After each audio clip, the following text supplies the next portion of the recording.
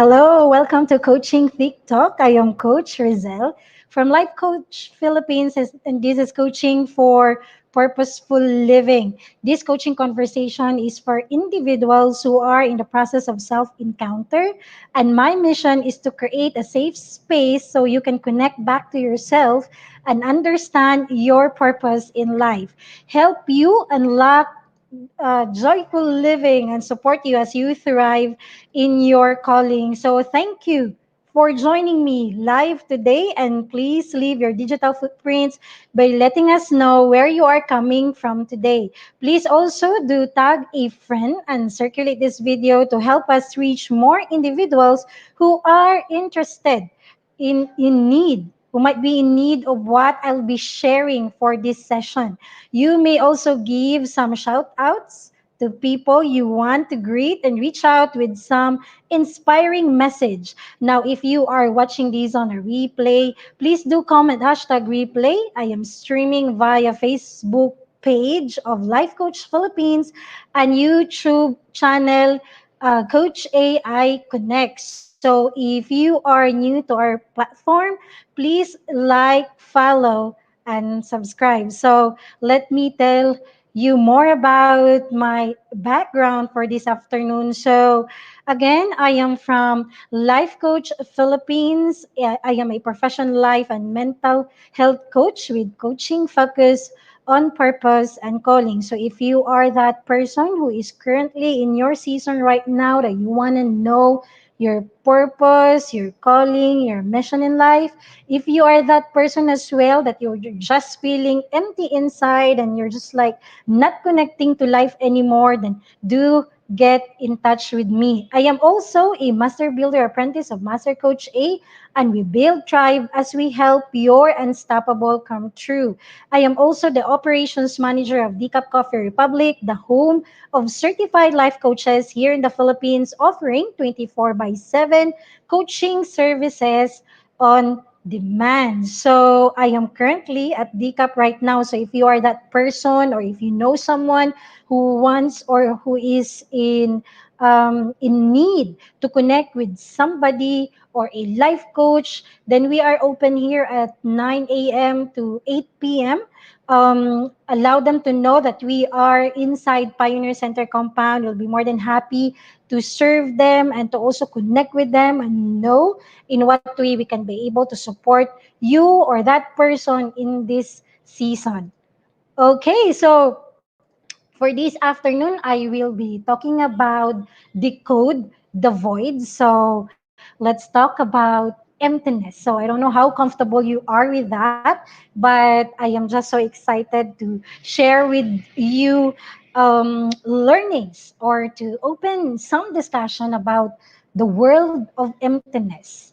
Okay, so this is, I don't know how you are connecting, but let's see, how I can be able to serve you this afternoon. So I am seeing our fellow coaches with me online. Hello to Coach Phoebe. Maraming salamat for joining. I have Coach Candy Teng. Thank you so much for your support, Coach Park, together with Coach Maureen and Coach Nords all the way from La Trinidad. Thank you for joining. I also have Coach Trisha. Coach Trisha, alam mo na tutuwa ako sa mga ano mo ngayon sa photo journaling mo. So I am strongly supporting you. Thank you for making us happy and thank you for really capturing beautiful moments and the not so beautiful, which is actually just the whole package of life. So thank you, Coach Trisha, for making us a subject. No, so Coach AP, thank you for joining. I'm excited for your event this coming Sunday. So kung ano yun, do get in touch with Coach Lynn Garcia, who's in my comment box right now. Okay, so let's proceed. So for this afternoon, this is like more of my introduction to that to last night's class, no? So we are able to, together with my fellow MBAs, we are able to really take that position for who we really are and towards who we want to also support. So let me read that on your screen right now. I know you're seeing that, and I just wanna also hear your thoughts. how you are connecting. So I want to read it. Be a blessing in the space right now, and let's have fun and meaningful conversation. Okay, so emptiness is one of the worst feelings I know because you just feel nothing, not anything at all. And that's even worse than feeling bad, sad, or shattered. It's just so much better to really feel. Okay, so how are you connecting with that? That's a very strong, I can say it's a very strong words about emptiness. It's more of like a walking zombie here on earth. Like you do not feel any passion, you don't feel anything at all. You're just going through life, going through routinary task every day. No, so nagiging part siya ng sistema mo, but the thing is, wala kang nararamdaman. You're not happy nor sad. You're not passionate. It's just nothing. Neutral, no? So let me know what you think. So when we say emptiness, what different emotions you can associate? I don't know if you are able to feel this at one point of your life. Like, may naramdaman ka ba at some point, no? Habang you're living your life, going through your season, growing up perhaps, nung elementary ka, high school ka, college ka, nung nagtatrabaho ka, yung isa kang anak, isa kang employee, or isa kang boss, no? So, in different seasons of our lives, do you like have you felt this way? And can you remember what kind of how you can be able to actually illustrate that, or what kind of picture you can associate with emptiness?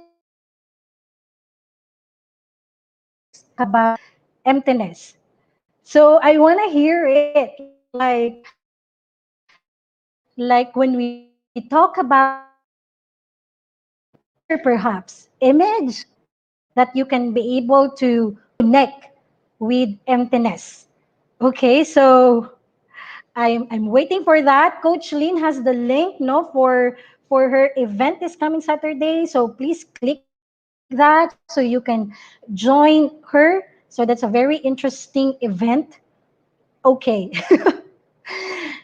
Tignan mo nga naman, no? Si Coach Park Canditeng, pinupush niya talaga yung black hole. So, when we were discussing earlier about, how can you visualize when you are being asked, what is emptiness? Like, how can you picture that out? Sabi ni Coach Candy, black hole. Sabi ko, later na yan.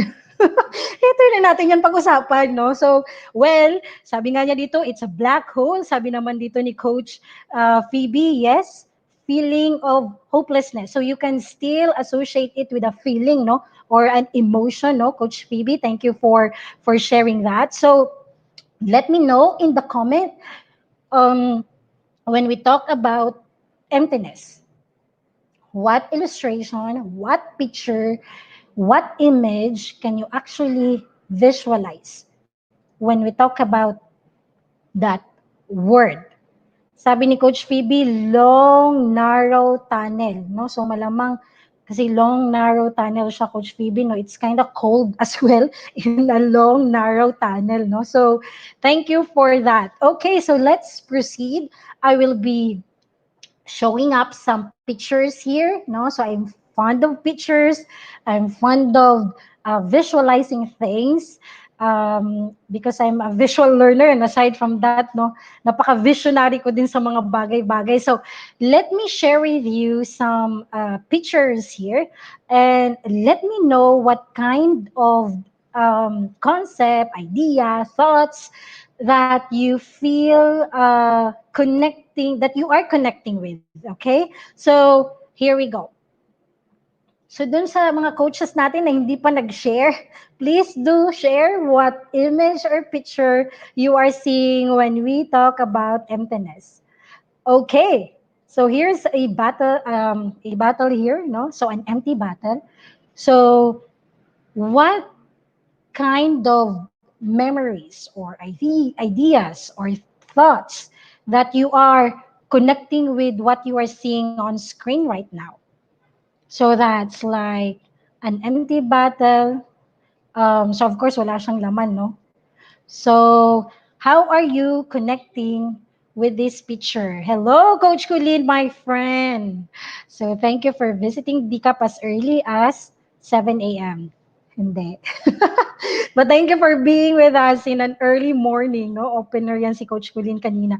Okay, so sabi ni Coach Kulin na humahabol, emptiness does not feel good. Okay, it does not, no? Kasi at some point, you kind of in your mind, you are searching for what's happening inside of you that you are not connecting with life anymore.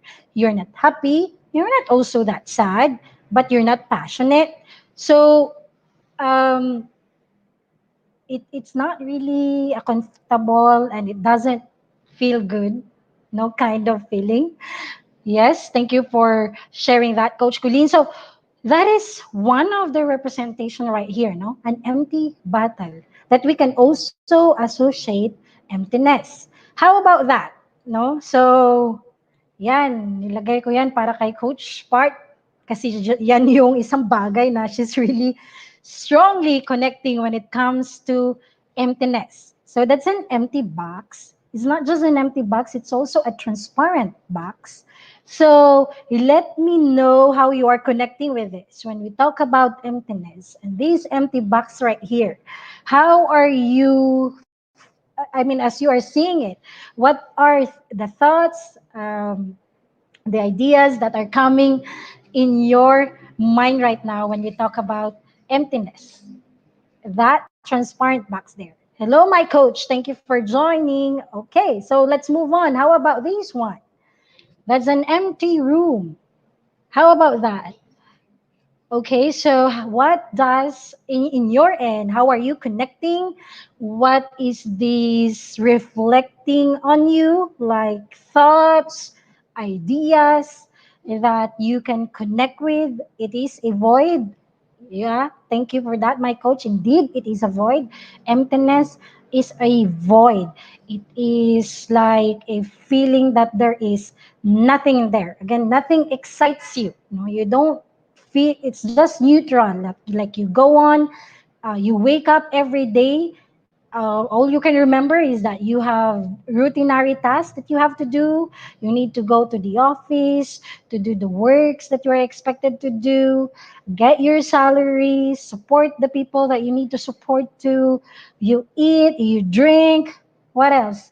You travel, you connect with people, but still, there's something inside of you that you are not connecting. It's not a comfortable feeling because you're not feeling anything at all. Okay, so sabi, hello Coach Glacy, thank you for joining all the way from Bataan. And yes, my coach, that's a vacant space there. It's a blank space. Okay, so these, hi Coach Maureen, thank you for joining. Okay, so let's move on.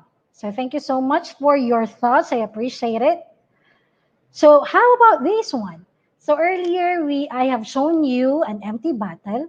How about this one right now? How do you want to describe that? Okay. Yes, Coach Glacy, walang laman ang empty room. No, vacant lang siya, sabi nga ni Master Coach Jasmine. So this is a bottle right here with a water inside. Okay, so kanina that was an empty bottle that I was able to show you that I have shown you earlier, and this is now another bottle but with water. Okay, and then we have another one here. So I have shown you a box, an empty box, a transparent box, who is actually that transparent box was empty, but here you can see that there is like some shoes inside of it. Okay, yes, it's full. The bottle is full with water, and then we have another one here. Okay, I have shown you an empty room, and now we have a room with some friends or happy people. Okay, so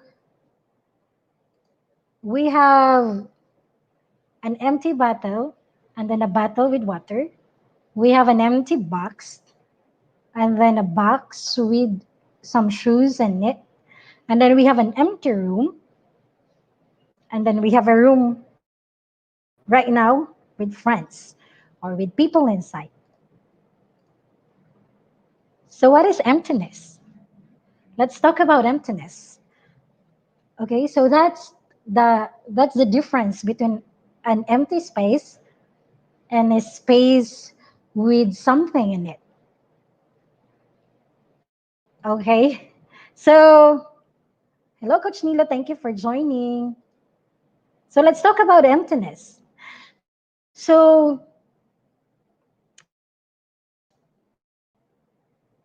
let's talk about the first point here, the quality of lacking meaning or meaningless thing that we are actually that we will go through when we feel that void, when we feel that black hole, when we think about that emptiness,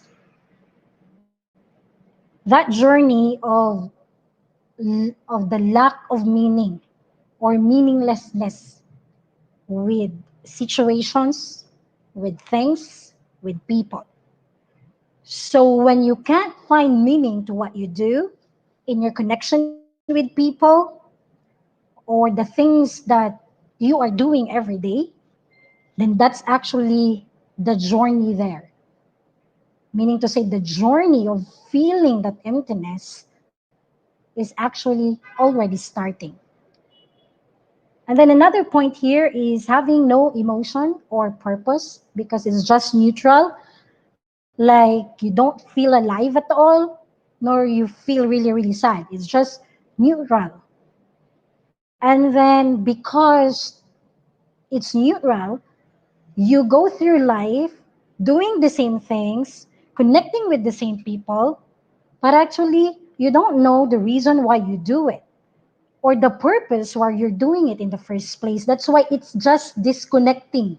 That's why you're just becoming a walking zombie when you are in this season. Like you go through life, you go through routines, but it's no longer connecting. And it's just making you feel really, really bad because you also don't know what's going on. There's so much turmoil and chaos inside of you, but you cannot see and you cannot feel why does it matter in the first place? Because you're not feeling anything at all. We have another one here, a possibility yet to be fulfilled.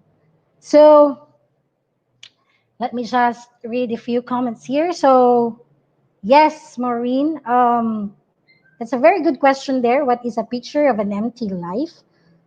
So when you go through life, if you are not in the season yet, no, so you're connecting, you're just like so alive, you're so passionate, then great. No, there will be greater heights after that.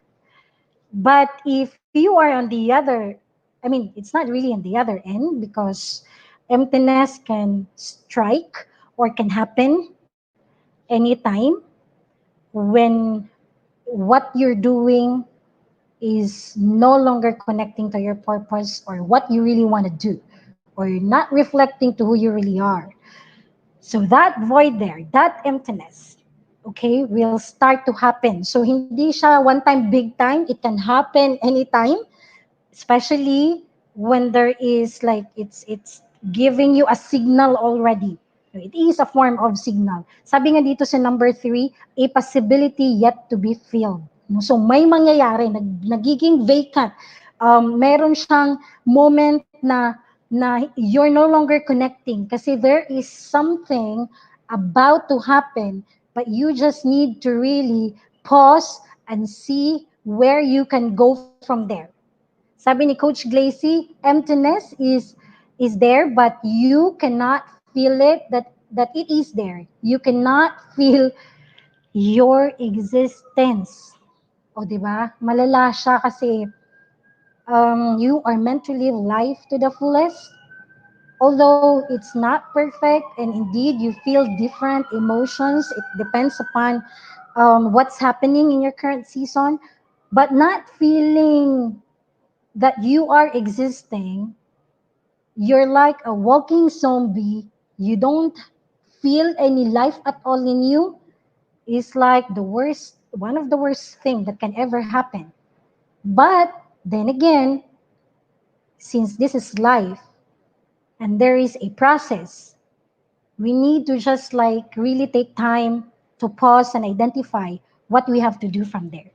Because by the end of the day, it is still a journey. It is still a process. So there's always hope.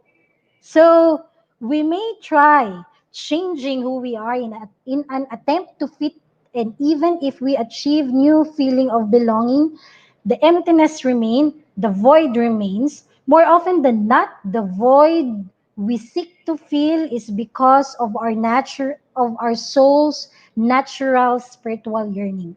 Let me emphasize that. That's why it is a phase in everyone's life. Nangyayari talaga siya because that void there that we seek to fill is our soul's natural spiritual yearning. It has to come, or it will come, because it's our soul's natural spiritual yearning. So this could happen to anybody. It could happen to you. Um, yung nakaka-relate ako dito, yung you suddenly feel alone with familiar people, tapos bigla lang nag-push yung isang, parang na-disconnect ka lang bigla, and then what they're talking about no longer interests you. After an achievement or a very successful project na dapat masaya ka, dapat very joyful ka, for you, for some reason, this is not the kind of life that you want for yourself, then you start to feel that way. So you feel you're no longer connecting with your current job or role, yung pagpasok mo sa opisina, tapos nagtaka ka, bakit nga ba ako nandito? No, sa sobrang tagal mong nagtrabaho, di ba, bigla ka napatanong, ano nga ba yung, ano pang reason bakit ako nandito? Anong purpose bakit ako pumapasok? No, tapos you cannot find any reasons at all kung bakit nga ba. So there is a profound, in a way, pain that is causing a certain kind of numbness. No, so we will talk more about that. No, yung there is a profound pain that is causing a certain kind of numbness, kaya ka biglang parang nagdi-disconnect, biglang may wall, biglang wala kang nararamdaman. No, so let me share my 33rd floor story. No, but let's just more wrap this up before. I mean, I will share that towards the end of the talk. I mean, the whole conversation. Okay, so sabi ni Coach Glacy, you have a lot of questions in your life. Yes. So that can happen too. Yung okay naman lahat, no? Okay lahat. I mean, seeming, paano ba? I mean, how you, at some point, you feel successful naman. In every way. Like how you define it. Successful ka eh. Alam na alam mo yan. Alam na alam mo yan. And then, you wake up one day, and then you have a lot of questions about life. Like, questions like, is this the kind of life that I really want for myself? Questions like, ganito ba ang ending ko? Ito ba yung gusto ko na paulit-ulit, tapos hanggang kailan? No? So, tapos lahat tinatanong mo na, bakit parang wala kang una yung mararamdaman. Kasi ba wala kang nararamdaman? Hindi ka masaya. Parang ang numb ng pakiramdam. So, marami kang questions tuloy na in a way, nagpaparalyze sa'yo. Kaya meron siyang, yung pain na yan, no? Yung uncertainty ng pakiramdam, nagkukos siya ng certain kind of numbness. No? So, natara, ibablock na ulit tayo ng brain natin. So, ang dami nating tanong, wala naman tayong makuwang sagot. Tapos yung pain biglang magsa-strike, so ibablock ka na ng brain mo, so nag-numb yung pakiramdam. No? So sabi nga ni Coach Nilo, is emptiness a transition or permanent? It's one's choice. Indeed, no? So again, an we have an we have accountability with our lives. That's why in life coaching, the remote control is being given back to you. Like for the longest time, people are deciding for you, or your decisions are subjected to the expectations of the people around you. No, kung ano sasabihin nila, siya yung gagawin mo. So, kung nasanay kang ganun, at pagdating sa life coaching, no, there is a processing that you will be like empowered to really think if this is really what you want for yourself. No? Kaya it is your choice. Tama, may point ka dito, Coach Nilo, it is really a choice. Kasi as you like process, now kung if you really feel that you're comfortable with what is working, then you tend to get there. I mean, you tend to stay there even if it's no longer connecting to you. It's no longer making you passionate towards life, but it is secured. You're comfortable there. So, pag nangyari siya, choice mo pa rin, no? Nandun ka. No? So, ito yung pinaka-challenging when you will choose between what's working and what you really want. What's working right now compared to what makes you feel alive as a person or what makes you fulfilled. No? So, there, Coach Candy is sharing my link. Thank you, Coach Candy. If you want to join, just click it there. Um, yung mga tanong, ito na ba? Oo nga, no? So, let me know what kind of questions as well, no? At some point, for sure, na encounter nyo to. Let's bless the place and, people that will be watching as well in the replay. Pag nakarating ka sa position na to, like, what kind of questions you ask sa sarili mo, no? So sabi dito ni Coach Maureen, ito ba ang ending ng buhay ko? Hanggang dito na lang ba ako? Sabi, sabi ni Coach Maureen. And then Coach Nord's emptiness is the possibility yet to be filled. Yes, as you are seeing it in your screen right now. Important question to ask when you get to this point. Kasi it happens from time to time, okay? Hindi lang masyadong pagkadikit. Kasi kung magkadikit na, then you really need to take a pause. Pero kung normally kasi hindi naman, no? Darating siya na isang season sa buhay mo because it's really time to really think. At sabi nga, it is a natural yearning of the soul to really seek. So may time talagang magiging void siya. No, magiging bakante siya because you are meant to seek. You are meant to pause. You are meant to think. So, what if the feeling of emptiness was just a signal or a message to us to guide us along this life? So, another question here, let me just flash it. What if those emotions were actually designed to help guide us to a full and satisfying life? And what if God built them into our system as a gauge to journey, to seek, and to find the treasures within you? Diba? So what if? These are really important questions when you hit this moment in your life. So emptiness feels like an inner void, a vacuum, or a black hole. So kahit anong ilalagay mo, no, parang nahuhulog, wala siyang bearing, no? Kahit anong masarap na pagkain, no? Masasayang kaibigan, travel, pera, ano pa ba?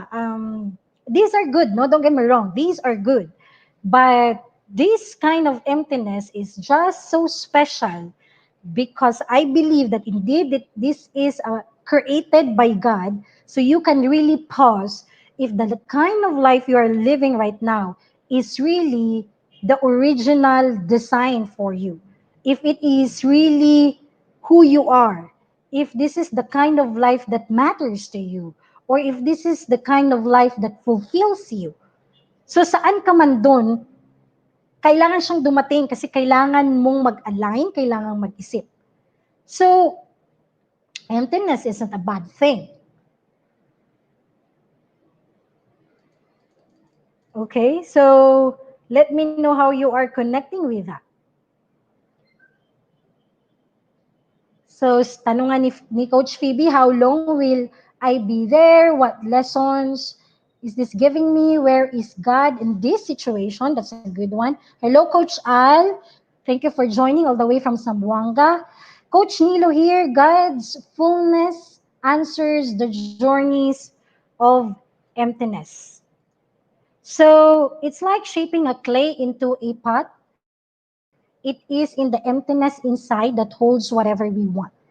No? So like, kung empty bottle siya, yung kaninang pinakita ko, no? Kung hindi siya empty, hindi natin malalagyan ng tubig. So the usefulness of the pot lies in its emptiness. So ito yung mga pots, no, yung mga nilulutuan natin. We are like empty pots made to be filled. When the pot is empty, we don't say, worthless pot, I'm going to get rid of you. Siyempre, hindi, no? Nilalagay lang natin siya doon hanggat kailangan uli natin siya. So, we know that eventually we will need that pot to boil water for noodles, hold soil to grow flowers, cook something, or clean the kitchen floor. Cups, pots, buckets were all designed to hold something. So were you. So, what if emptiness were actually a sign that indeed we need to be filled? The only question is, what will you fill your soul with when this happens? So, we must put, like for example, we must put the right gas in the car if we want it to run correctly. So in the account of creation, when God created heavens and the earth was formless and empty, but his spirit was hovering over the surface of the waters. But even in that emptiness, no, yung emptiness at that moment, that emptiness waited on God. So there's something about emptiness, that phase in our season that will enable us to really receive, be filled something that is the will of God, something that is from our original design, something that you are really meant to do, something that you are purposely being entrusted to do. And these things, when you receive in your heart, then that's where fulfillment comes when you do it. So, the theory of emptiness is the deep recognition that there is a fundamental disparity between the way we perceive the world, including our own existence in it, and the way things actually are. So in our next discussion, we will be focusing on the theory of emptiness. This is actually for us to be able to acknowledge or accept, no, when this happens in our lives. And when you meet people as well that will go through this journey, then you can be able to really empower them to not stop there, but really to take that process, no, in their hearts for them to be able to find the meaning of life.